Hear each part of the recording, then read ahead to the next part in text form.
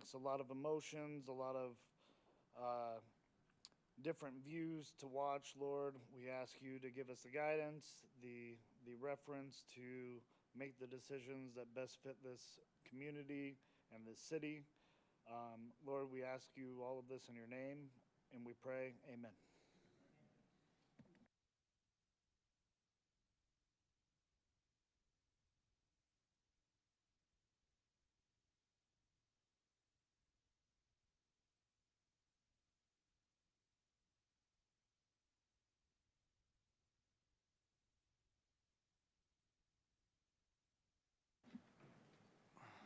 Wonderful, thank you.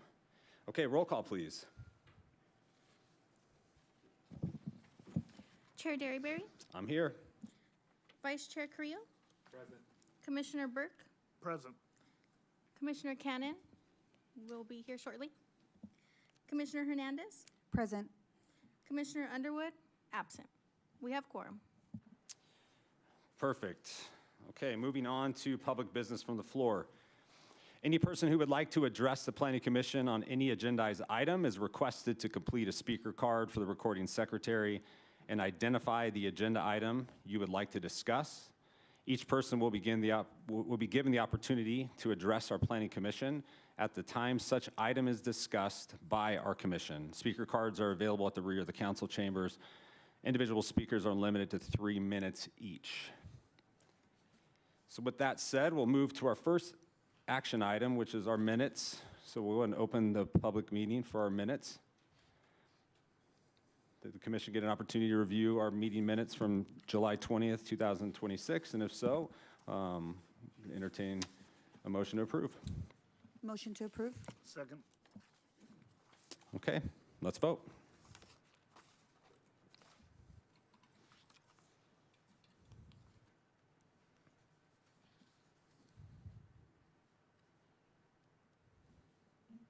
Oh, Cynthia, I think you got to click. Sorry. Motion carries, 4 yeses with 2 absences. Okay, we have, we'll move on to item number 2, which is continued public hearings. I think we have something unique to our commission that we're not actually going to open the public hearing on this matter, although we're going to receive an updated presentation. This is a continued item from our July 20th, 2026 hearing, which we concluded and closed the public session, and then on a motion carried forward our decision to this meeting. So some of you may have submitted speaker cards on this. The reason you will not be called is because we are not going to open the public hearing on this. We are going to have a discussion amongst our commission and make a decision on whether or not we will approve or deny this CUP. So with that said, I'll hand the floor over to Ms. Alvarado to give us an updated presentation on this to see what's occurred since our last meeting.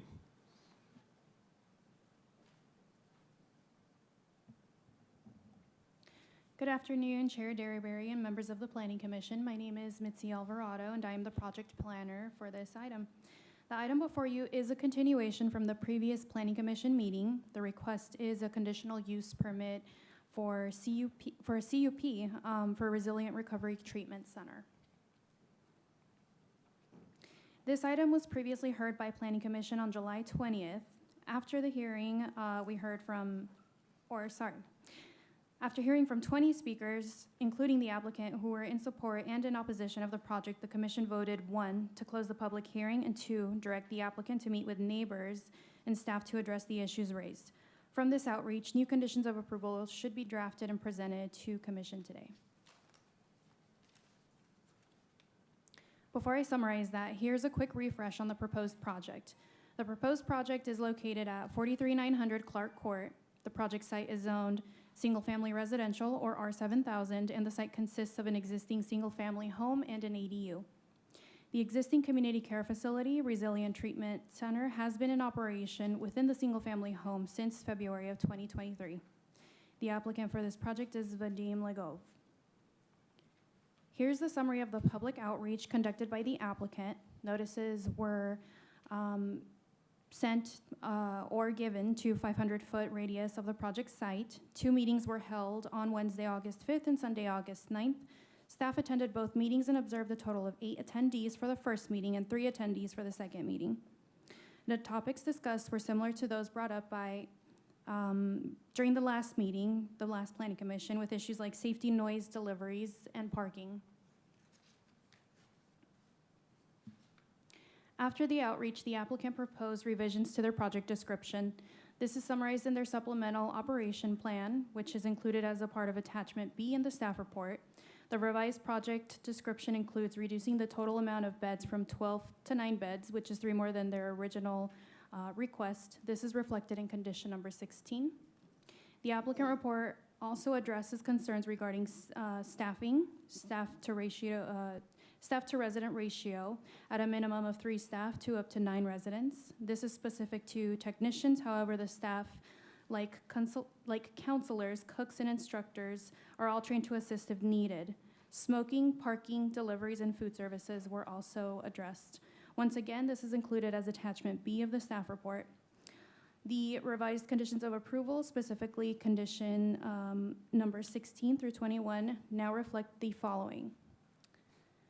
The reduction from the originally proposed 12 beds to a total of 9 beds, implementation and enforcement of security and operational plans, the requirement for the applicant to provide the state licensing reflecting the increased capacity, providing the direct contact number to report any issues, and a 24-month condition compliance review to be conducted every 6 months. These are included as Exhibit A and Resolution 2609. All notices for the previous public hearing were met. Public hearing was closed after 20 speakers, including the applicant. The agenda item was continued. To summarize the public comments, 14 letters were received for the previous meeting. Some were subsequent letters from the same author. 5 additional letters were received after the meeting. All of the letters are summarized in attachment C of the staff report for you. In the staff report, both a resolution of approval and a resolution of denial are included as attachments D and E respectively. A resolution of denial is included due to the topics raised by the public comments, public speakers, and planning commission on the ground of public safety and nuisance. Staff's recommendation will remain the same as the previous meeting. Staff is available for any questions, as well as the applicant, Vadim Legov of Resilient Recovery Treatment Center, for any of your questions. Ms. Alvarado, thanks you for your presentation. If we could, for the record, show that Mr. Cannon has arrived, so he is here. Mr. Cannon, welcome. No problem. We're glad you can make it. Okay, so we're on continued public hearing, item number 2. So, okay, Commission, we have a unique opportunity to have an open discussion here on our thoughts and concerns that we may have on this CUP before we either present it for a vote of approval or denial. Does anybody have any comments, concerns that we can discuss and address for the public? It's for staff. For our record, could you speak to the frequency of inspections, for the next couple, I think it was 24 months, right? Correct. If approved, the first 24 months, within that time, we would conduct an inspection or compliance review every 6 months.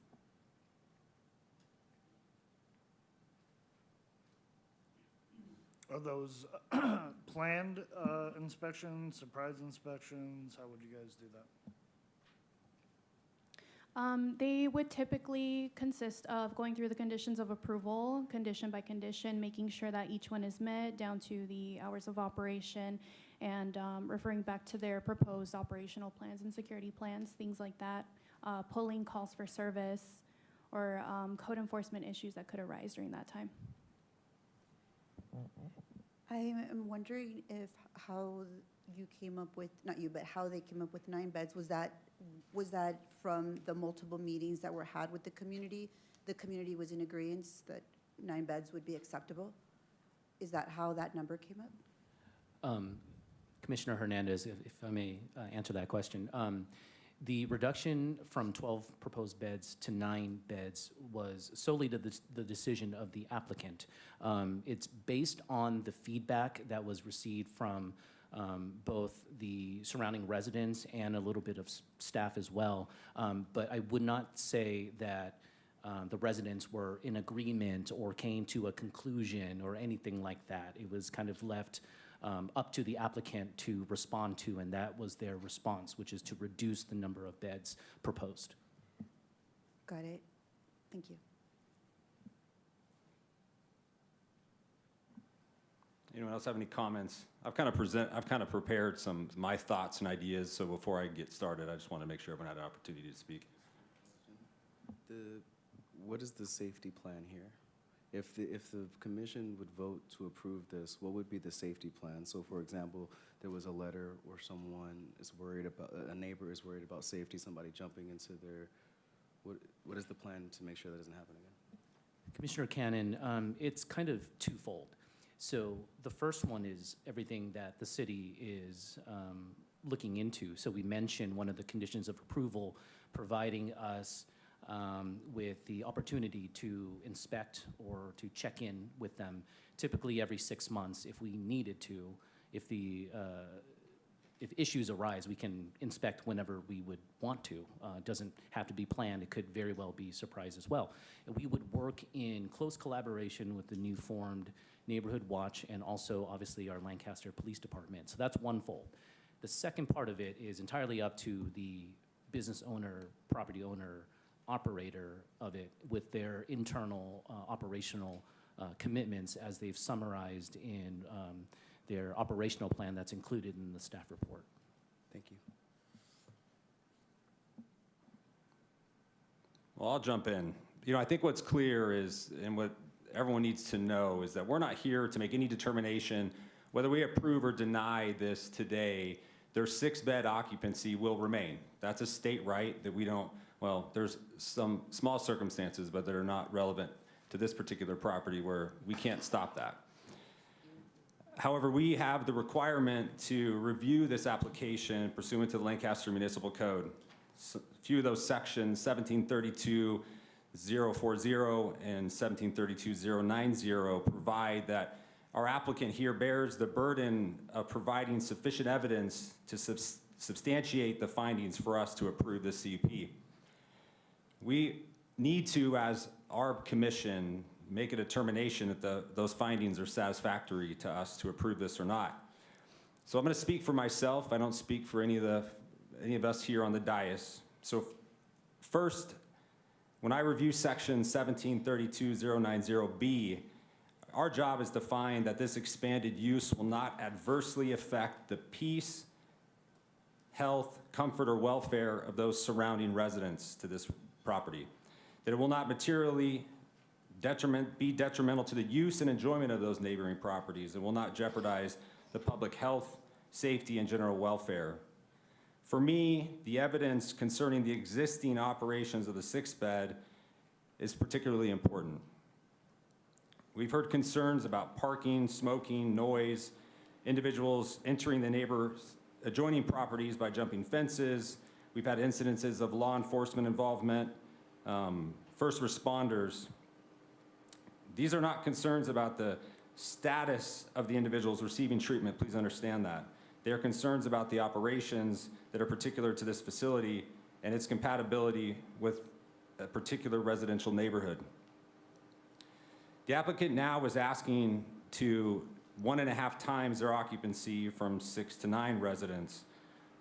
Those adverse effects are already occurring, in my opinion.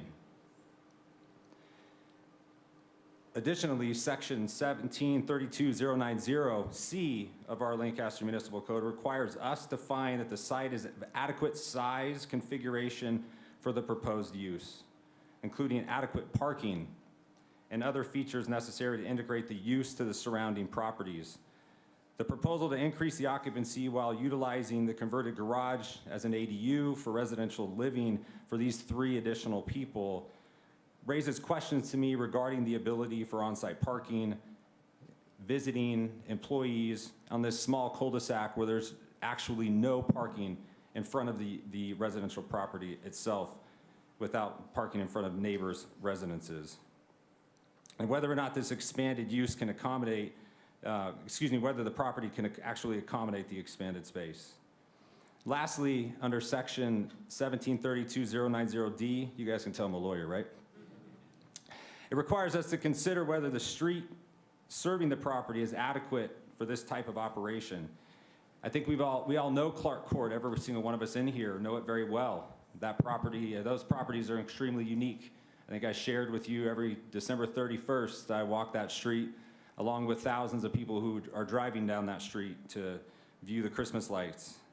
As that small cul-de-sac serving a dozen or so houses, it experiences extraordinary seasonal traffic associated with Christmas. What's going to happen if there's an incident at the property? These are my concerns. What's going to happen if a first responder needs to get in there? Someone needs to get out.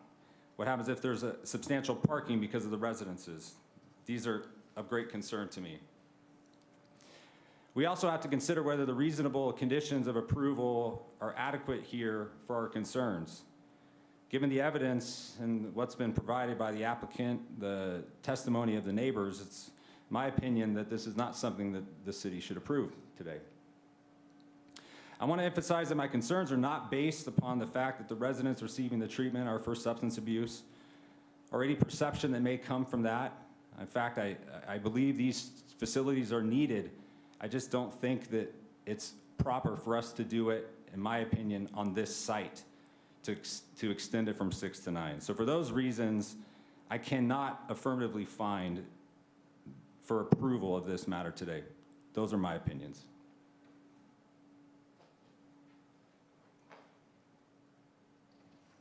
Anyone else have any comments before we proceed to a vote?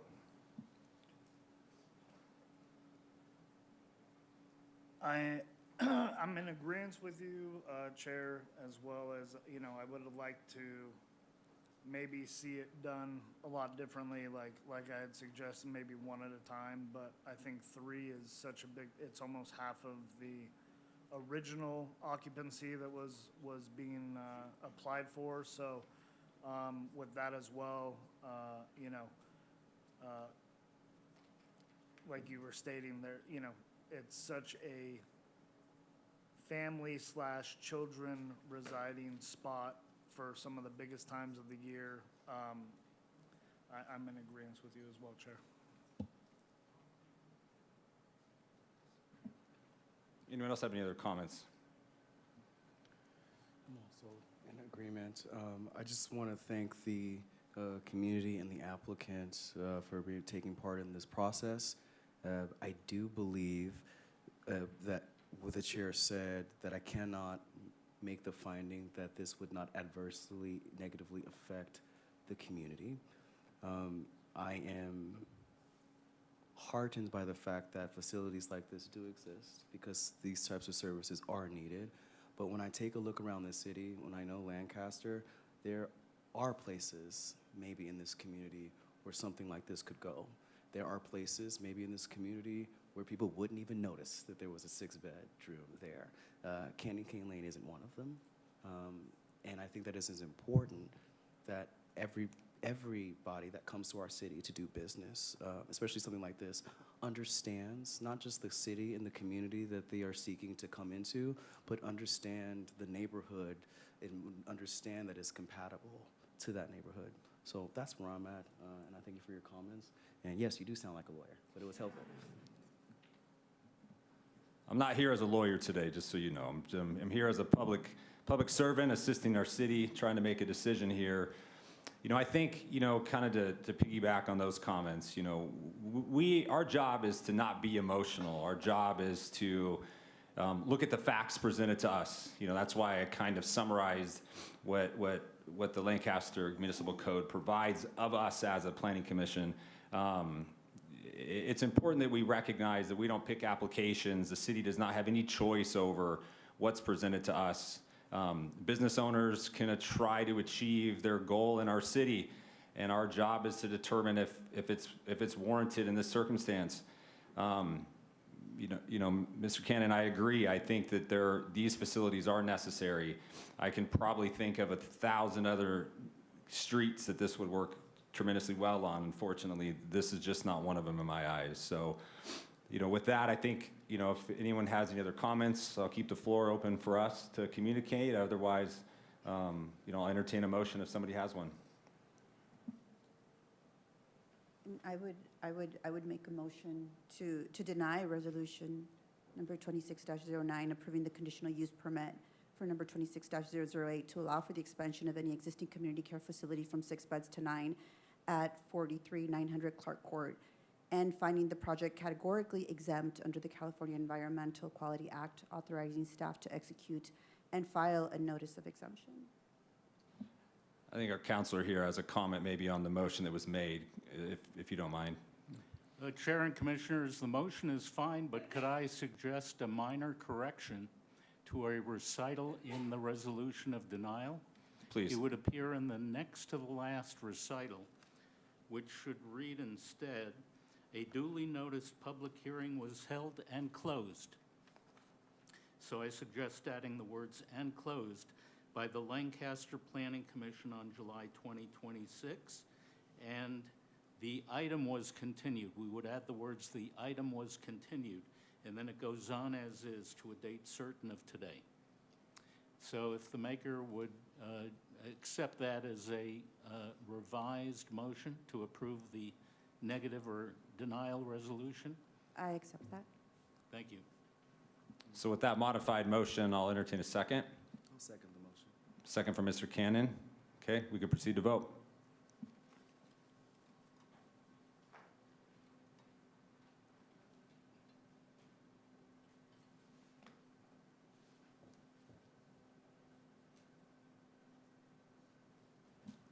Motion carries 5 yeses with 1 absence.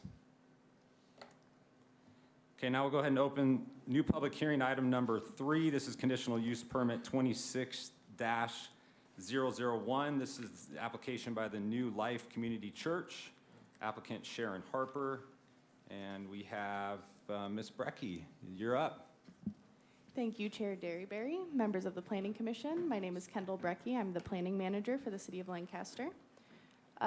The project before you is located at 44728 Challenger Way in the R7000 zone. The site consists of an existing octagon-shaped building, which was originally approved in 1988 as part of the church site to the north. The applicant for this project is New Life Community Church. I should note the scope of work before us today was previously approved in 2019 under CUP 1908. However, after obtaining all available extensions, that project approval expired on July 15th, 2024. As a result, we have the new submittal before us today. The applicant proposes to operate a church on the subject site, which is subject to a conditional use permit, and to construct on-site improvements, including parking and landscaping. In the future, the building would be expanded by approximately 4,000 square feet of floor area. The existing building is shown outlined in red, with the proposed expansion shown in blue. The church operations initially would include up to 299 assembly seats, offices, Sunday school classrooms, and a nursery. The future expansion would consist of additional multi-use spaces, classrooms, and offices, as well as a kitchen. Shown here are the elevations with the proposed expansion, reaching a total height of just under 28 feet. The design includes decorative stone veneer and accent stucco and is consistent in color and design with the existing structure. The public hearing notice was published on August 7th in compliance with the Lancaster Municipal Code. We did receive one comment letter from a neighbor. It's one of the houses along the south side of the project. They stated that they were not opposing the project, but voiced concerns with the existing wall height between the subject site and their property. The applicant has confirmed that the wall at this location is below standard height, and as part of the proposed project, additional courses of block would be added to increase the wall height to at least 5 feet. In conclusion, staff recommend that the Planning Commission adopt resolution number 2611. Myself and the applicant are available if you have any questions. I probably should have had the applicant lead us in an invocation today. I always love to do that when we have a guest applicant is from one of the churches. So is the applicant here? Do they want to say hello and tell us about what your project, give us a little more? I wasn't qualified, Chair? You were totally qualified. Yes, Counselor. Chair and Commissioners, I believe that Commissioner Cannon might have a conflict of interest regarding this matter? Yes, I consider myself a member of New Life Church. I have encouraged people to attend New Life Church and worship there, and I also have played tithes. So out of the abundance of caution and to avoid any appearance of impropriety, Lord, I'm going to recuse myself from this vote. Thank you. Perfect. So I think in past, I've gone out sat in the hallway there, and we'll come get you when we're done with it, okay? Awesome. Well, thank you. Thank you. I didn't realize. Thank you. Okay. Good afternoon. My name is Sharon Harper. I am the assistant pastor at New Life Community Church. My pastor is Dr. Casey E. Marsh I. Unfortunately, he had a conflict with his work and could not be here this afternoon. I appreciate all the staff work that has gone into this project. I appreciate you taking the time to review our request for the conditional use permit, and I'm happy to answer any questions that you may have.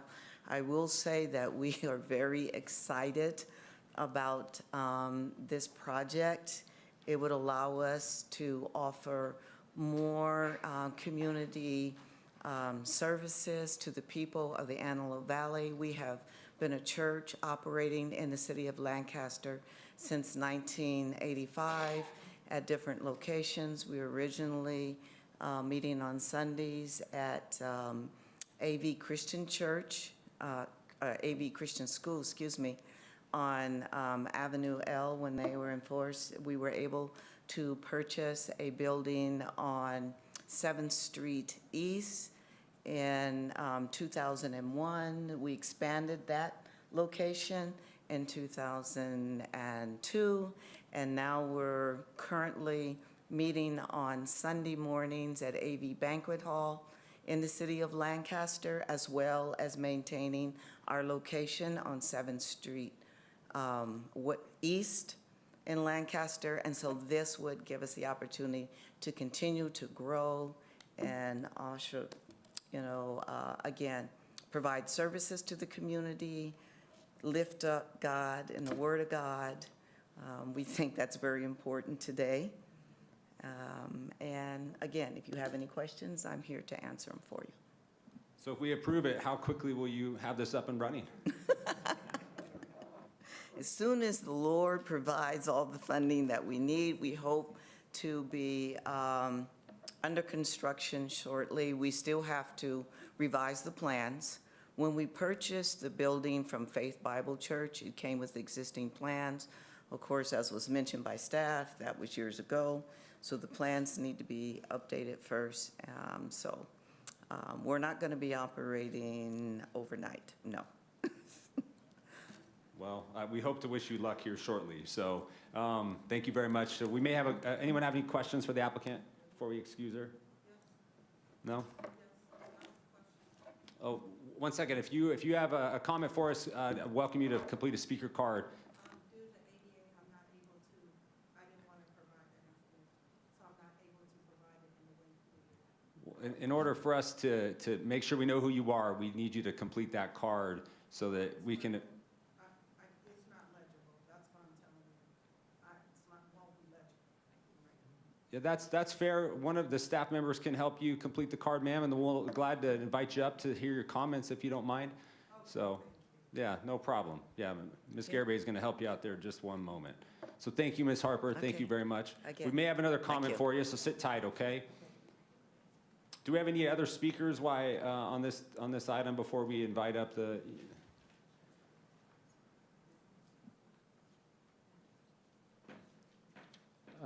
We have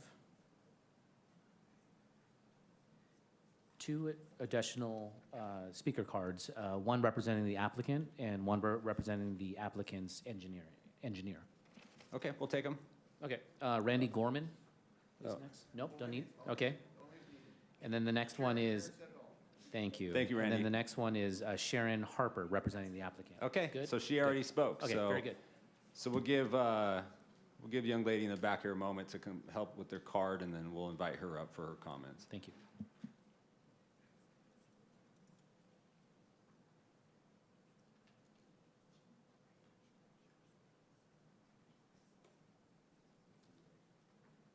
Chief looks good in a white shirt.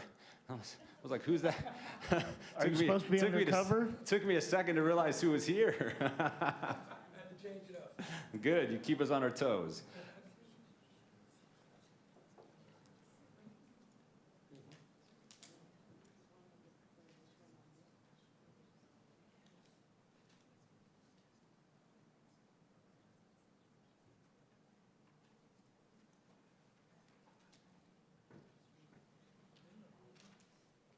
Okay, so hopefully I didn't miss anything, but just to help Miss Robin out here, that's her speaker. Her question is primarily, she would like more detail on what the applicant intends to build.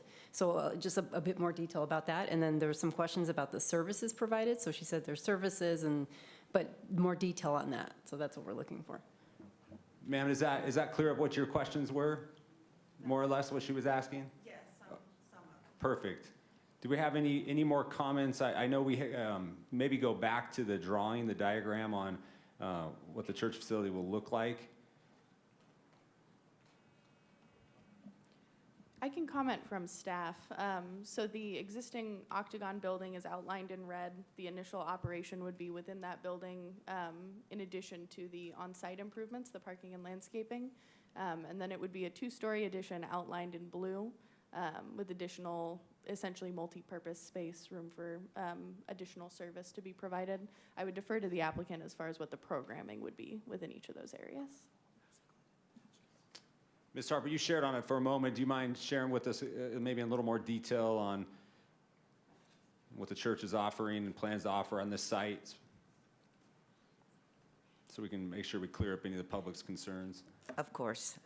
We meet on Sunday mornings, and during that time, we offer, of course, regular Sunday service. Currently, we're starting at 11 a.m. in the morning. During that time, we have worship service.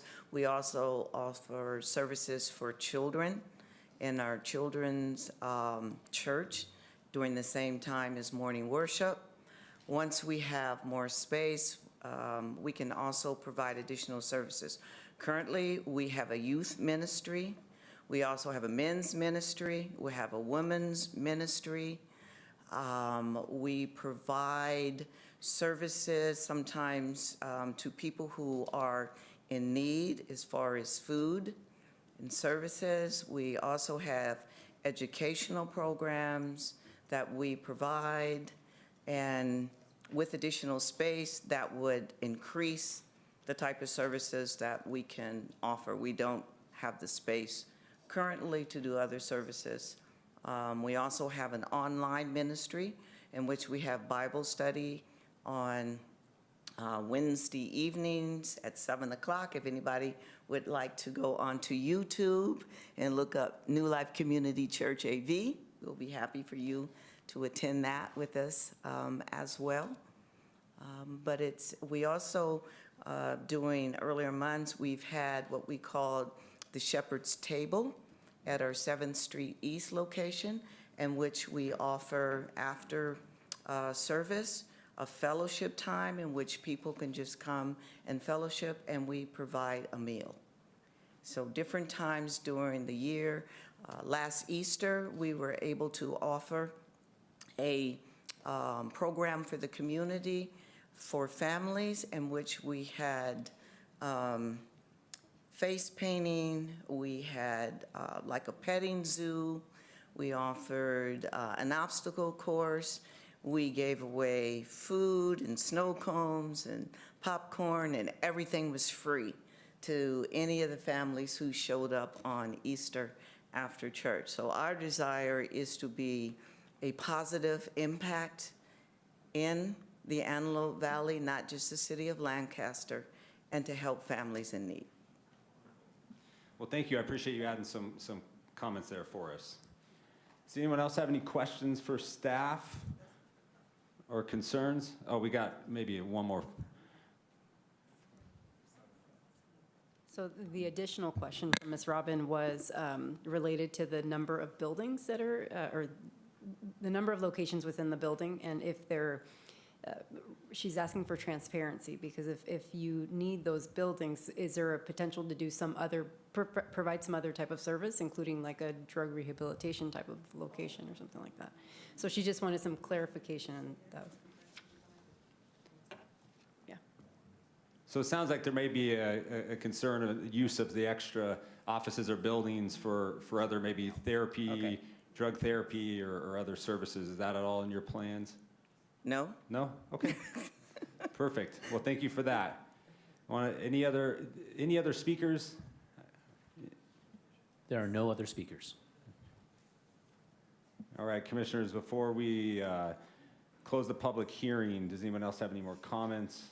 Anything to discuss on the application before we consider it for a motion? Nothing? No? Okay, we'll go ahead and close the public hearing, and I'll consider a motion. I'll motion that we adopt resolution number 26-11, approving conditional use permit number 26001 to allow for the expansion and development of an existing property and operation of a church at 44728 Challenger Way, and finding the project categorically exempt under the California Environmental Quality Act, authorizing staff to execute and file a notice of exemption. Second from anyone? Second? Second from Commissioner Hernandez. Okay, all those in favor, let's vote.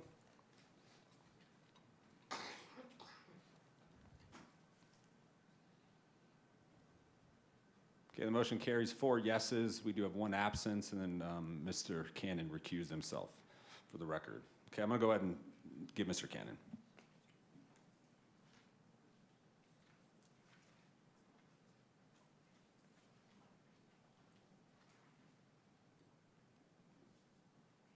Okay, we'll move on to new public hearing item number 4. This is conditional use permit number 26-007. This is the applicant as Off the Charts LLC. And Ms. Alvarado, you're up. Thank you. Chairman Derryberry, members of the Planning Commission, I am also the project planner for this last item before you, which is conditional use permit 26007 for a new cannabis retail facility, Off the Charts LLC. The proposed project is located at 633 Columbia Way, or Avenue M. The site is zoned light industrial, or LI, and it consists of an existing 3-tenant building on site. The 2 front-facing tenant spaces have remained vacant for some time. However, the rear tenant is an existing smog shop. The applicant for the project is the property owner, Representative Norman Youssef. The proposed project for cannabis retail is allowed in the LI zone with a CUP, provided that it meets the requirements per the Lancaster Municipal Code, including distance. The project site has met the distance requirements, which are 1,000 feet distance from other cannabis retail facilities, which is the map you see here on the right with the green circle, and 600 feet distance from sensitive uses, which is the map you see here on the left with the orange circle. The applicant is proposing to operate a cannabis retail use in an 1,800 square foot tenant space within the existing building and will be improving the existing condition of the site. The building will be painted with a neutral beige for the exterior stucco, and red clay tiles on the roofing are to be replaced to restore the building's original style.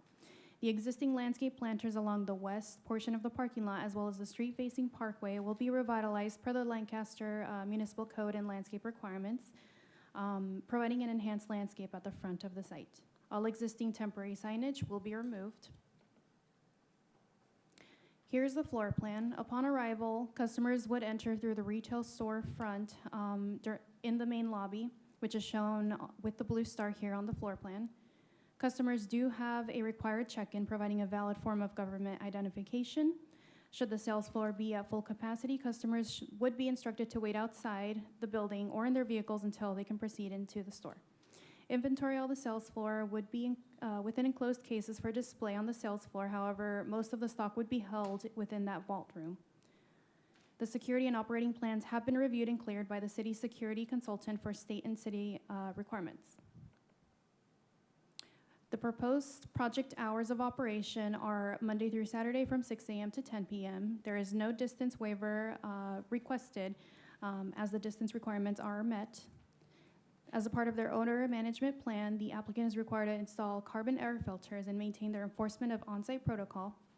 Security provisions include a minimum of 1 security guard during operating hours, age verification for patrons to be 21 and over prior to accessing the sales floor, maintaining a 1 customer per 1 associate on the sales floor ratio, as well as indoor and outdoor security cameras, secured alarm systems, and maintaining limited access to all portions of the building.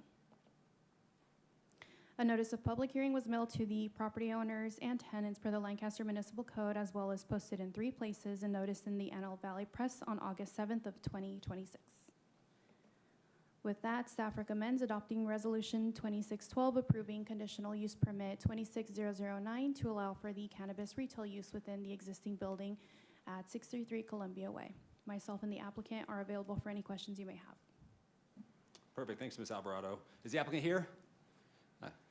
Come on up, let's see what you could tell us about your project. We may have a question or two for you gentlemen.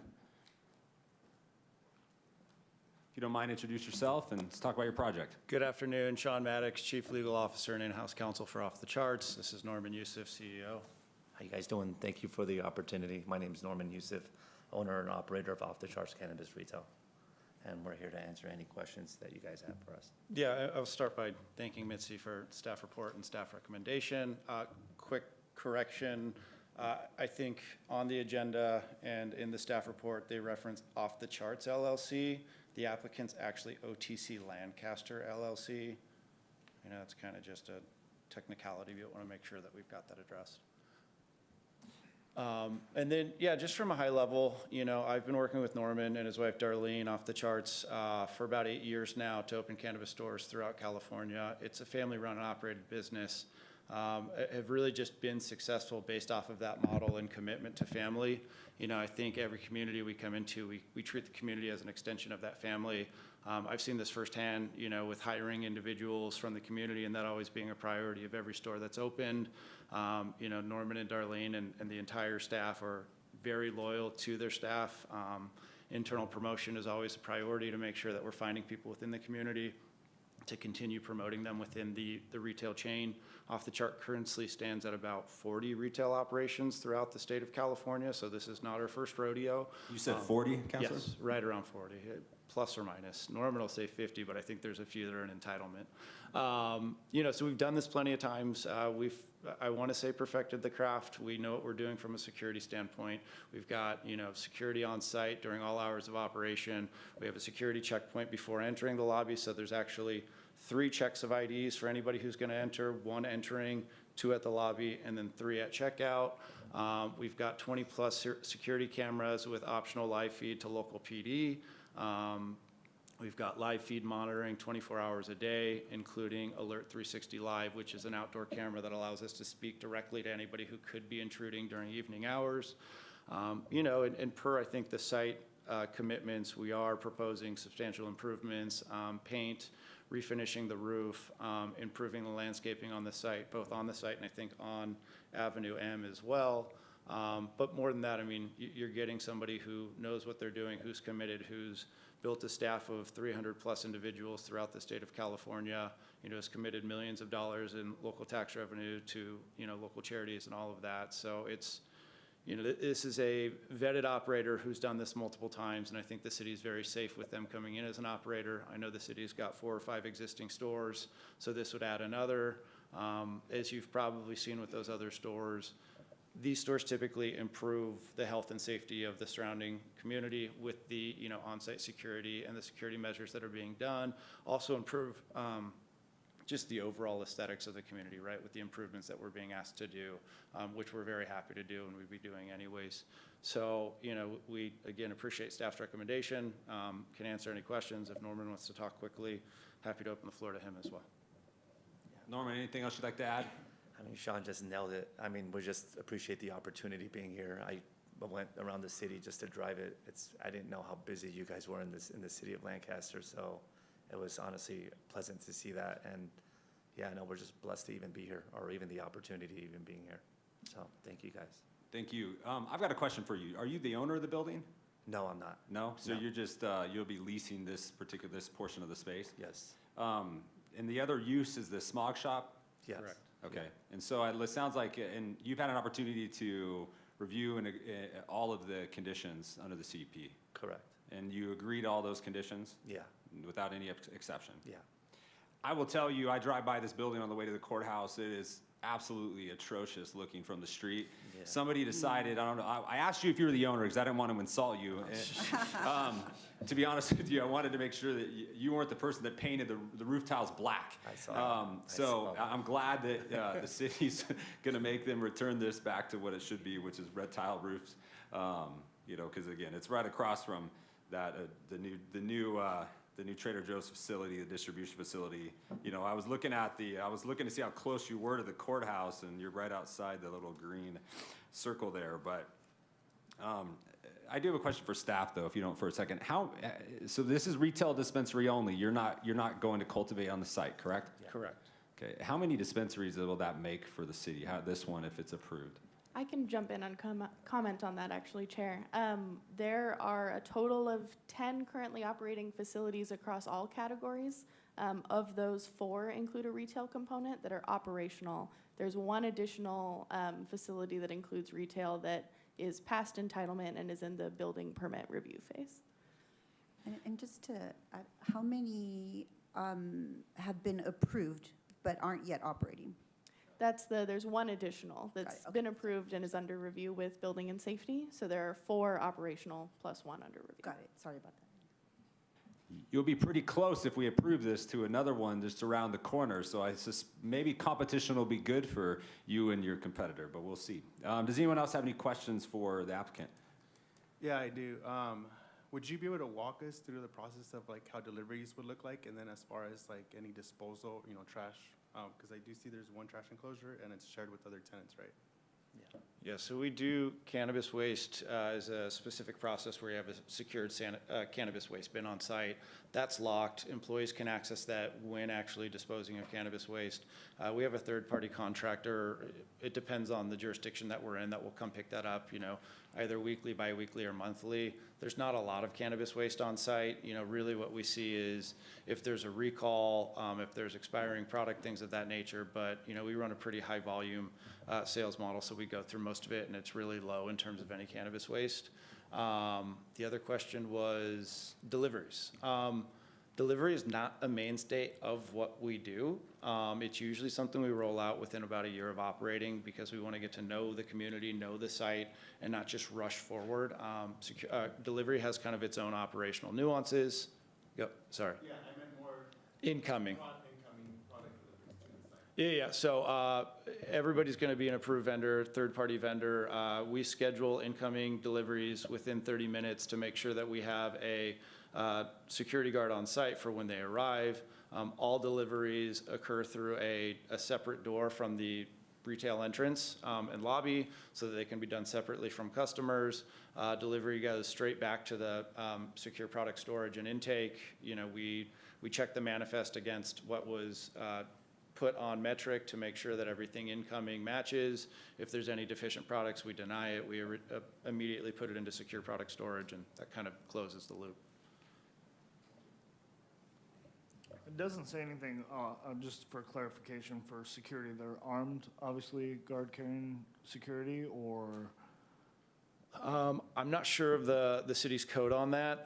Usually we're armed, but some cities have a non-armed. If they are armed, they're all BSIS certified, making sure that they've got their guard card and, their arms cards as well.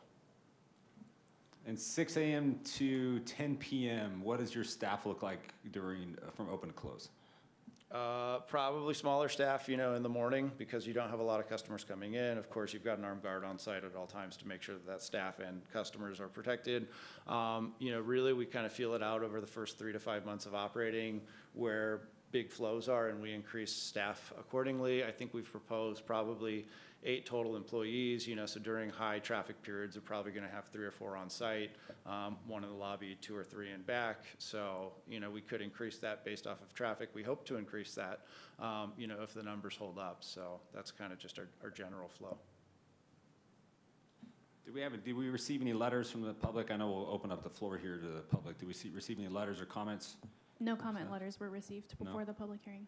Tell me how your communication's been to the property owner and your other tenant that's occupying the property. Go ahead. I've actually spoken to the landlord. We pay him every month. He's a really nice guy. I think he's based out of, LA in the Valley. I think that someone was occupying the space that we're taking over now that it's empty. I think they've been removed, and I've spoken to the small guy once. Seems like a really nice guy, and he's excited for us to be there. Okay, fair. Does anyone else have any other questions or comments for the applicant before we open for public comment? No? No? No? Okay, thank you guys. Have a seat. Appreciate your time. Do we have any speakers on this item? Chair Derryberry, we do not have any speakers. Wow, I think this is the third one that's come before me on the commission, and we have had no speakers. So, okay, fair enough. Okay, does anyone else on the commission have any more comments or discussion before we'll entertain a motion? I do. Does the city currently have a cap on the number of cannabis retail establishments that you allow? We do not have a set cap under the code or under policy. What we have instead is the 1,000-foot minimum distance between retail locations, which functionally limits where or how many they can locate. And I apologize, I don't mean to sound like a broken record, but there's 10 approved and 4 operational. There are 10 total cannabis sites, so that includes cultivation, manufacturing, distribution, retail. Of the retail sites, there are 4 currently operational and 1 more, I'll say, in the pipeline. Okay. How does that compare to our surrounding cities? Offhand, I'm not sure. I don't believe, off the top of my head, that Palmdale permits cannabis retail, and I believe the same is true of the city of Santa Clarita for our nearby neighbors. So LA County, I think, is currently in the process of adopting an updated cannabis ordinance, so we may not compare to nearby cities. So the city of Palmdale does not have any retail? Off the top of my head, I believe any kind of cannabis sales are prohibited in Palmdale. Okay. Mr. Chair. Sure. Yeah, I just had a quick comment when I think about cannabis retail facilities in our community. I think about it in 2 different ways, right? One is safety, and the other is revenue, right? I think for the safety piece, when we have legal cannabis shops in the community, what you will see is that there is less of an appetite, less of a clientele for illegal cannabis retail activity. When there's less of a clientele and when there's less of an appetite for the illegal ones, what you'll see is that they're gonna go out of business. And then our kids usually end up with these products from people who are not licensed, from people who are running a black market entity, and the only way they could survive is because they don't have competition, and now they do. Also, from a revenue standpoint, people in Lancaster are gonna smoke weed. I would rather that they buy their cannabis and their cannabis products in our community, in our city, because that revenue for our community and for our city stays right here at home. They don't have to drive anywhere to go get that stuff. Obviously, the CPUs and the regulations are important. So I just wanted to make those comments. That's how I think about it. Do I want 1 million of them? Probably not. But it is important to combat, to find ways as a city to combat people doing this the wrong way, and also make sure that, we have our revenue stream coming from it as well, because they're gonna buy it anyway. Well, I appreciate those comments, Mr. Cannon. I think it's kind of eye-opening to me. I had an opportunity to speak to our city manager about, the comment about the tax revenue that's generated. So from just the few facilities that we have now, I'm not gonna recite the numbers, I'll get them wrong, but it's just it's eye-opening. It really boggles the mind, the amount of tax revenue the city's able to generate from this. Whether you partake or you're a customer of our applicant or not, or one of his competitors, I mean, that's not for me to judge. I think what is important is that this Lancaster Municipal Code, unlike some other codes in other cities, provides this as an opportunity for a business here. So our job is to analyze the applications to make a determination whether or not it fits within our code. You guys heard me go on earlier about some reasons why I thought a different application didn't meet the requirements of the code. We have the opportunity to make determinations based upon our fact-finding. I think what's clear to me today is that we've had no speakers to object to it. Everyone was provided notice, it was published. The application has been reviewed by staff and has been recommended for approval. So it's something that for many of those same reasons, Mr. Cannon, it's something that I feel should be approved.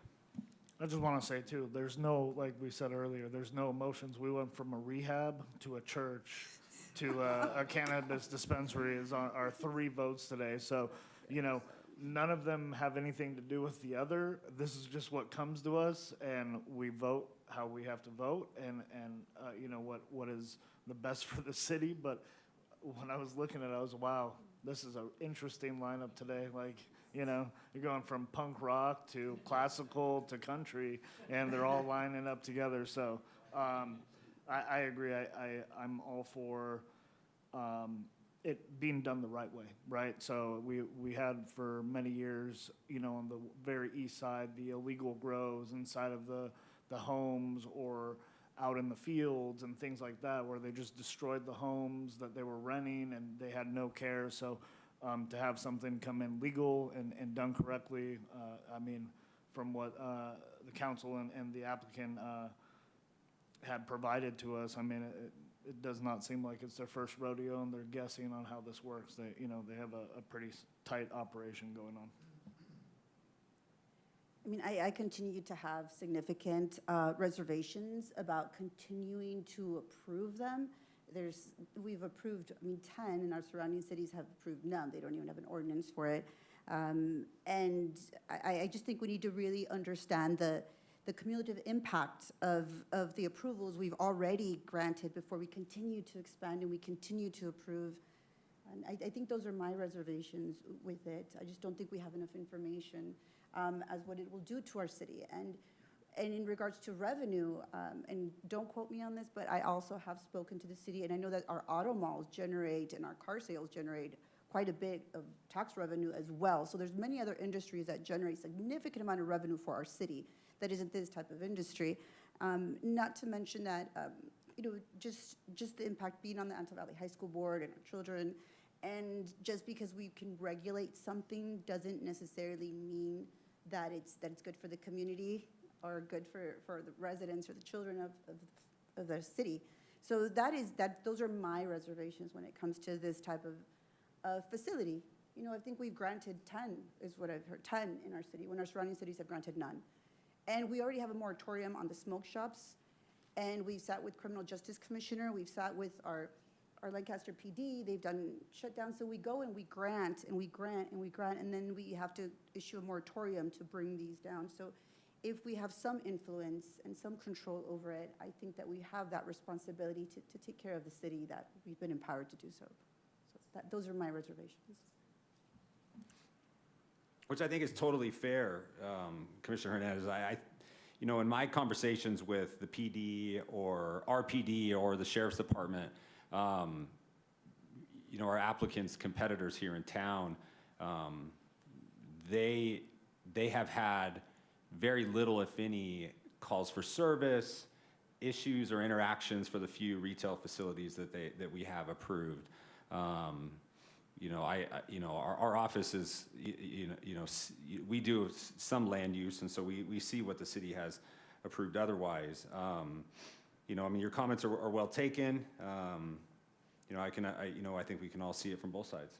So, does anyone else have any other questions for staff or any comments for us before we close the public hearing? No? Would it be in this commission's purview or the department, the staff's purview to initiate? I think the commissioner brought up a good point. Some sort of study to see what the effect of them. I still am of the mind that I am, but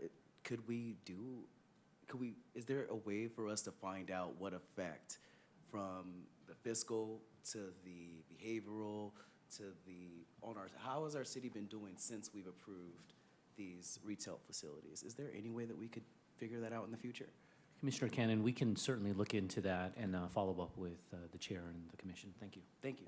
Ms. Becky, so I just want to clarify, it's only 4 retail shops, meaning there's only 4 that actually sell cannabis. The other 6 are either approved grow areas or manufacturing of cannabis products. That's correct, yes. So, hearing what you say, I love it. I love our commission because we all have such amazing views, and it sparks a good debate, and it could be mind-opening for something that somebody doesn't see or sees one way and then changes the other way because of things said. But I like what you said about the MART program that we have, but I think 4 is not a huge number when we're talking about retail shops, because the reason why we have the MART program is because they're selling illegal cannabis products or things like that. So when we're talking about things that are not regulated or tested and things like that, right?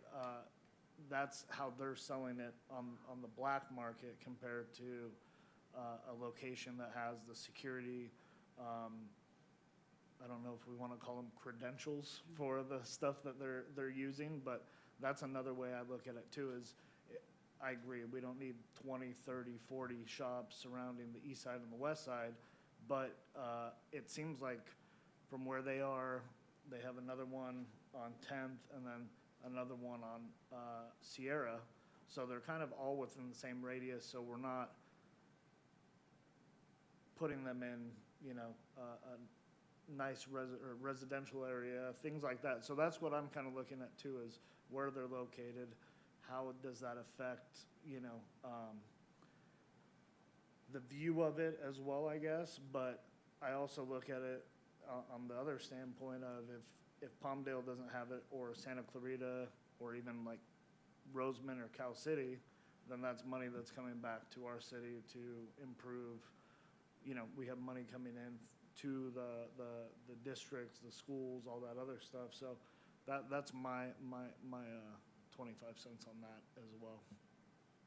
You know, I think the reason I asked Mr. Youssef and his council if he agreed on the conditions is because he has conditions. Unlike some of the illegal smoke shops that are selling products to our youth or our city, he's going to be subject to some pretty substantial, you know, regulations and policies, if you will, that if he makes a mistake, and he recognizes this because he owns a number of facilities and seems like he has competent counsel, if he makes a mistake, then the city can pull it.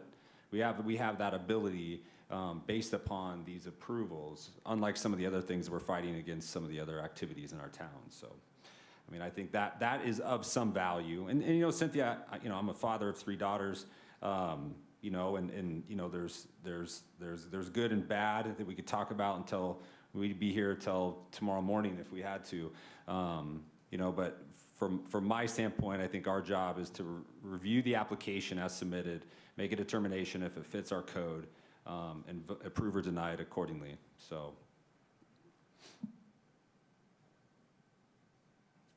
Okay, if there's no other comments, we have no speakers. I think that's confirmed. I'll go ahead and close the public hearing, and I'll entertain a motion.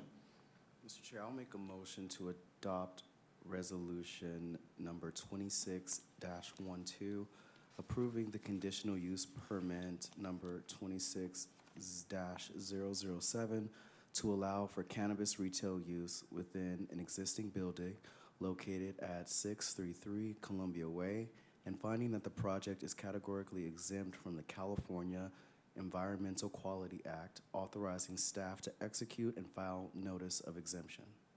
Do I have a second? Second. Second by Commissioner Burke. Okay, let's vote.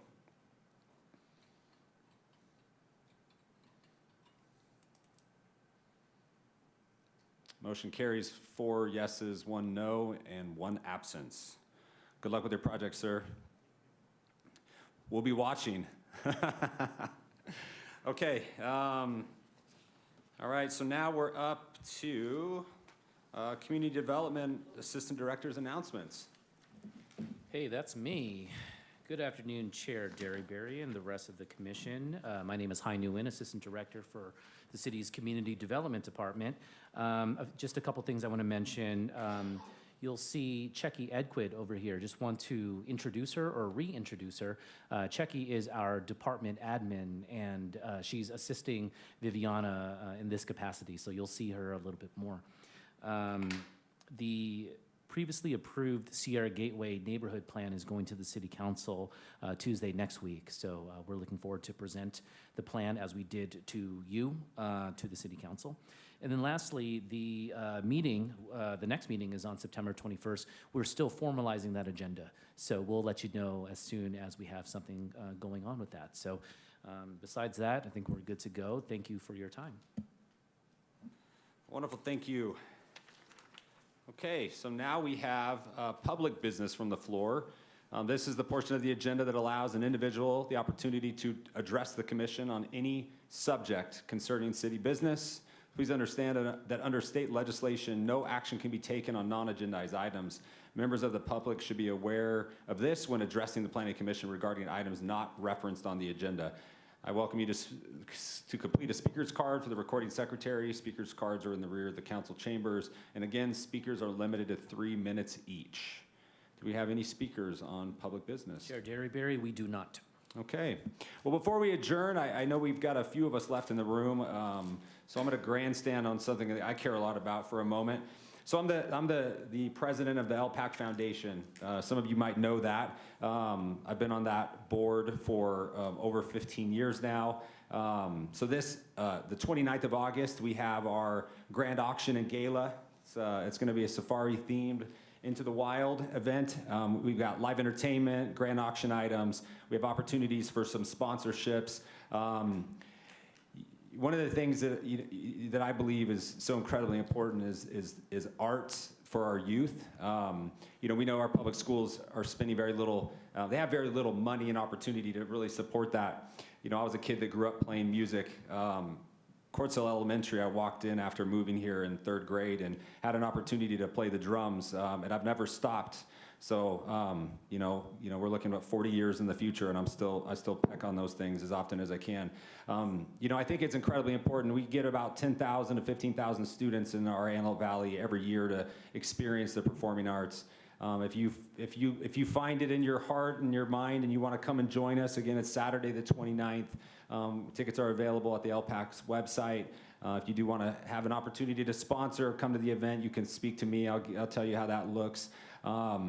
If you ever see me at that event, I'm usually smile from ear to ear, and I feel like I beg and plead to have people support that program. But for me, it's amazing when you can fill our LPAC across the street here from City Hall with 700 students of various ages.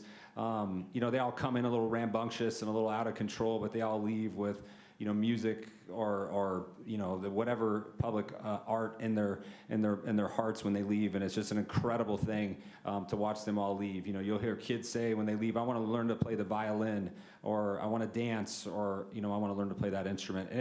And we do change those kids for a moment, and sometimes it might change them forever. So if you want to come August 29th, I welcome you. Just let me know if you guys are interested.